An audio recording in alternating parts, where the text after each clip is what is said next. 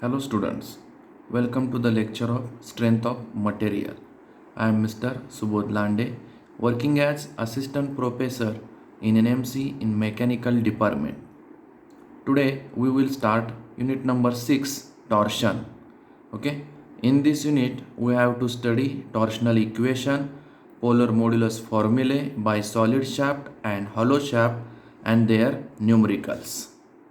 So point number 1, Introduction.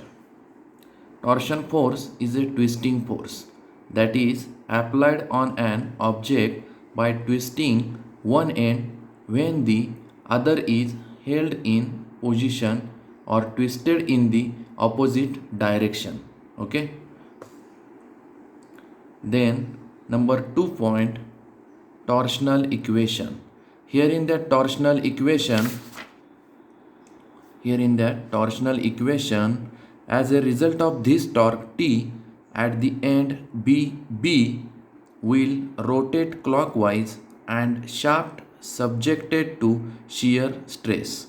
Okay, consider shaft of length L and radius are fixed at one end and subjected to a torque T at free end shown in figure.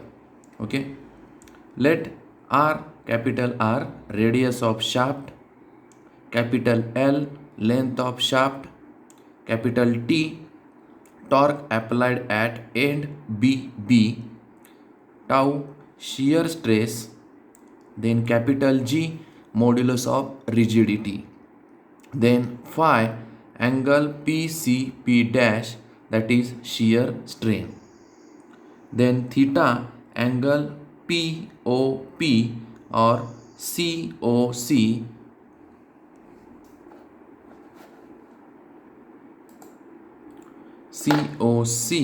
that is angle of twist. Here in that finally we get torsional equation T upon J is equal to tau upon R is equal to G into theta divided by L, where T means torque, J means polar moment of inertia by particularly solid and hollow shaft, then tau torque, then tau shear stress, R radius of shaft, then G modulus of rigidity, theta angle POP, that is angle of twist, and L length of shaft. Here in that number 3 point, torque in terms of polar moment of inertia. Okay, first of all we see what is mean by polar modulus. Okay, it is defined as the ratio of polar moment of inertia, that is capital J, to radius of shaft.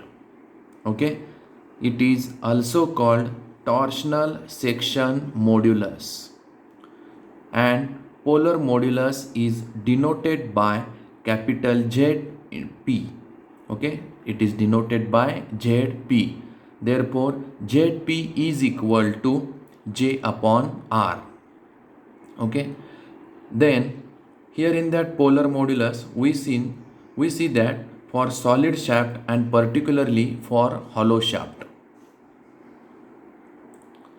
Okay, here in that for solid shaft, let capital D diameter of shaft. Okay, capital D diameter of shaft and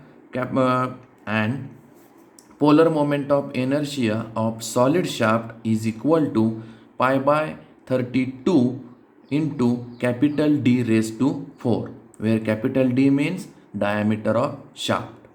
And here in that by apply polar modulus, ZP is equal to capital J upon R, where capital J means polar moment of inertia of here in that solid shaft and R radius of shaft. Put in this value for capital J is equal to pi by 32 into D raised to 4 divided by R means radius is equal to capital D by 2.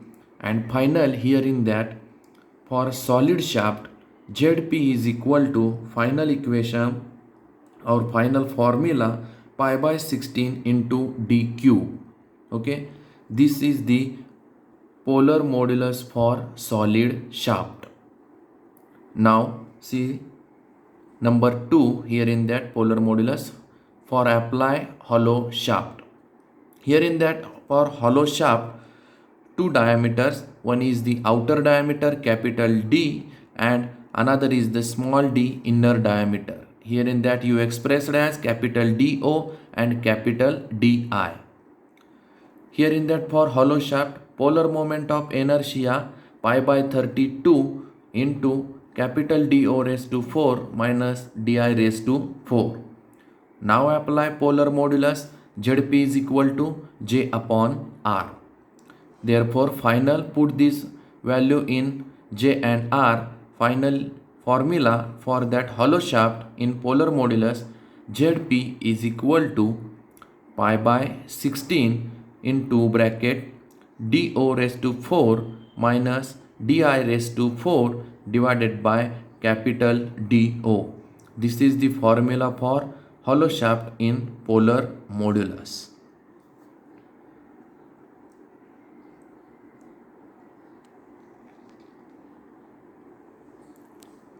Then here in that polar modulus, another one term is maximum torque transmitted by solid shaft and hollow shaft. Here in that solid shaft, T is equal to final formula pi by 16 tau into d cube, and maximum torque transmitted by hollow shaft capital T is equal to pi by 16 into bracket capital D raised to 4 minus small d raised to 4 upon capital D into tau. This is the two formulae based on maximum torque transmitted by solid and hollow shaft. Thank you.